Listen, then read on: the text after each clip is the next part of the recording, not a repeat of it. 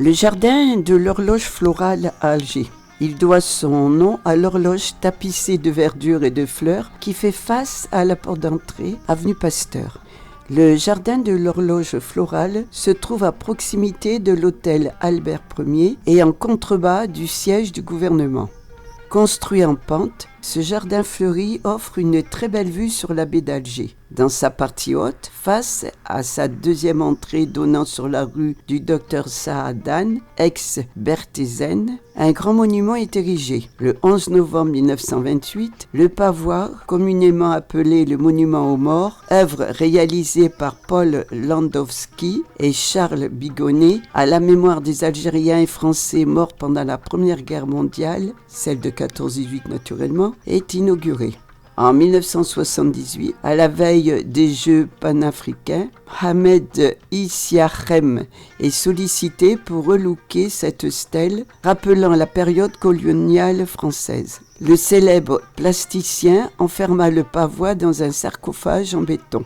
Il orne la façade de ce monument d'une sculpture, 2 poings levés, brisant les chaînes du joug colonial.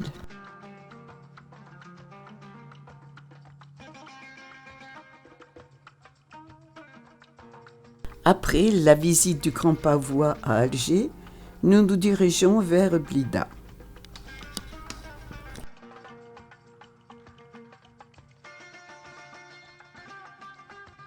Si vous regardez mon blog La Chibania 34 en Algérie, vous aurez plus d'informations sur le Blida historique. Ici, j'ai recherché des extraits de récits, des commentaires et des notes écrits au 19 et 20e siècle.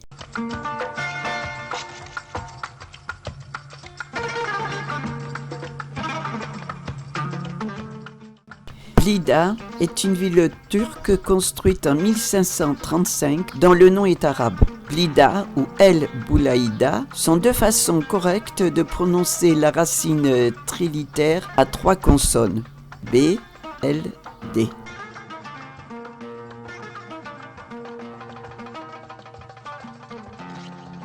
Maintenant, nous nous dirigeons vers la maternité des sœurs. Nous voyons avec émotion que les sœurs de la charité maternelle où ma jeune sœur est née en 1954 sont toujours là. Nous prenons un café et dégustons de délicieuses gaufres faites maison. Cette Vierge des Cèdres était à Créa. Voici quelques extraits du livre d'Ernest Malebey dans 50 ans de journalisme écrit en 1938. Novembre 1880. Lorsque, quelques jours après mon arrivée, je visitais Blida tout à mon aise, elle me parut d'un caractère oriental plus accentué, avec des rues étroites et de petites maisons à terrasses, aux portes épaisses et aux rares fenêtres grillagées. À droite et à gauche de l'avenue, dans les vides laissés par les villas qui n'existent plus aujourd'hui, j'avais aperçu des arbres à verdure sombre et piquetés de petites boules jaunes. C'étaient des orangers que je devais retrouver au cœur de la ville, dans la rue qui conduit à la place d'Armes. Mes yeux charmés se portaient tour à tour de ces arbres chargés de fruits évocateurs des jardins enchantés de l'Orient à la montagne coiffée de neige qui dominait la ville. Les Blidéens ont bien compris que l'arbre aux fleurs d'argent et aux fruits d'or est une joie pour le regard et pour l'avenir de leur cité la plus originale des parures. Nous prenons la route de Créa, cette montagne qui m'a toujours fasciné. Créa est située à plus de 1500 mètres d'altitude. Nous l'atteignons en partant de Blida par la route nationale numéro 37. Cette route grimpe sur 19 km dans des lacets très serrés et qui n'ont pas changé depuis notre enfance. J'avais surtout peur dans la descente, car notre voiture n'était pas neuve et les freinages de papa avant les tournants étaient inquiétants. Lilette vient de nous raconter qu'une année, comme elle était dans la voiture d'amis de nos parents, avec leurs enfants, en descendant vers Blida, une roue est descendue toute seule devant eux. Devinez la peur, l'émotion et la maîtrise du chauffeur. La région était connue pour les glacières, cavités naturelles aménagées à 1000 mètres d'altitude qui fournissaient en glace Blida et Alger pendant la saison d'été. Continuons le récit écrit en 1880. Michaud, un Alsacien, m'emmenait surtout en montagne dans la chaîne de l'Atlas, du côté des Deux Cèdres, les cieux géants que de Blida on voit se profiler sur la crête. On ne parlait pas encore de Créa et personne ne songeait à l'aménager en station estivale. Cette région paraissait sans avenir car l'eau y manquait totalement. On me dit qu'il y en a aujourd'hui.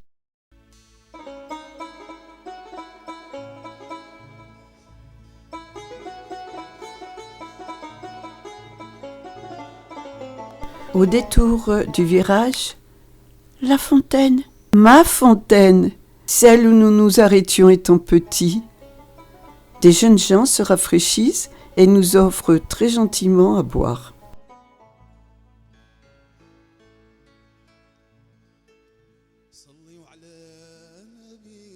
Quand, de la glacière, on montait par une piste enlacée jusqu'à la forêt des Cèdres et qu'on y était arrivé, il était impossible de n'être pas frappé par la beauté sauvage de ces solitudes silencieuses. On se sentait vivifié par l'air qui palpitait sous les dômes de ces arbres vénérables et charmé par l'immensité du panorama qui se déroulait au pied de l'excursionniste.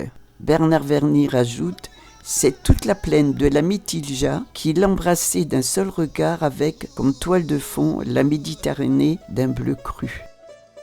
Selon la légende, c'est un poilu blidéen du nom de Gabriel Gély qui, ayant été gravement gazé, avait eu l'idée de planter sa guitoune. Il aurait construit le premier hôtel, l'hôtel des Cèdres. D'après le colonel Trumelette, dont on a déjà parlé, Créa signifie lieu où l'on rend la justice. En effet, pendant l'occupation turque, les cadis de Blida se déplaçaient périodiquement et venaient à cet endroit pour rendre la justice aux indigènes d'Ebni Salah, qui occupaient l'Atlas bidéen. C'était avant la lettre les audiences foraines de cette époque.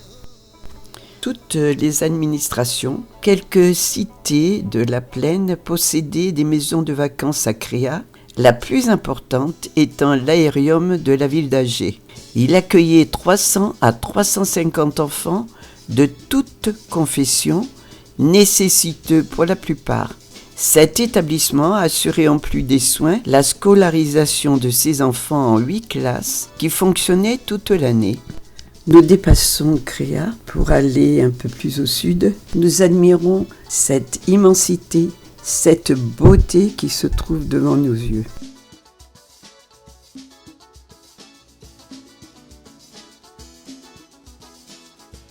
À un moment, Mourad, notre guide, arrête la voiture dans la si belle forêt de cèdres de Créa. Il sort de son emballage une petite table et 2 tabourets de camping. Nous nous installons en riant et découvrons bien emballé un beau poulet encore chaud et agréablement parfumé. Un vrai régal. Notre ami a tout prévu, y compris l'eau et le pain.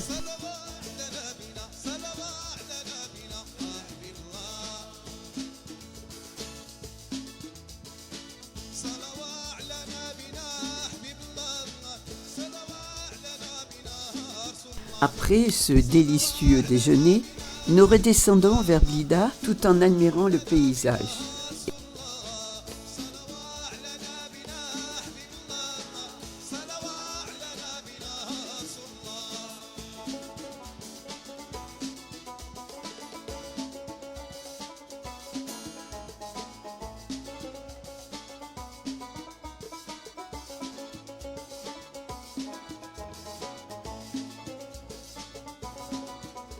Nous admirons encore une fois le paysage et surtout la descente sur Blida.